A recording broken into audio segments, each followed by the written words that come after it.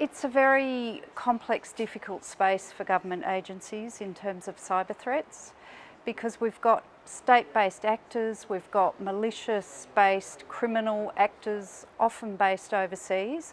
So here in New South Wales, we're needing to deal with threats from all over the world, not even necessarily threats locally. So we need to have cybersecurity in place that can deal with all of those very challenging threats from right around the world.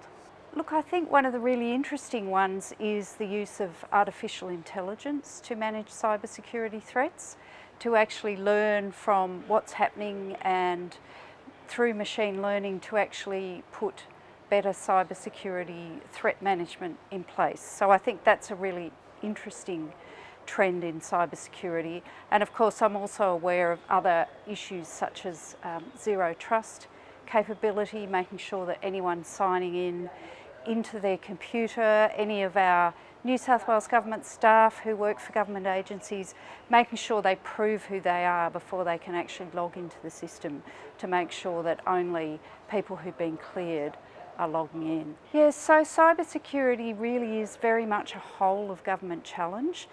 None of us can do it on our own, so we need a whole of government approach, and then we need a whole of agency approach. So each agency has to think about its cybersecurity posture as well.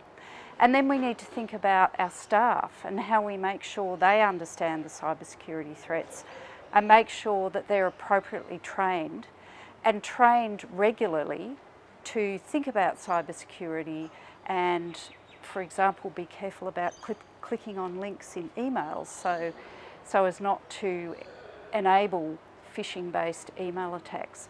So it's a complex space, and there's a lot of work that has to be done by all agencies across New South Wales to keep information safe. Look, I think it needs to come from the top down.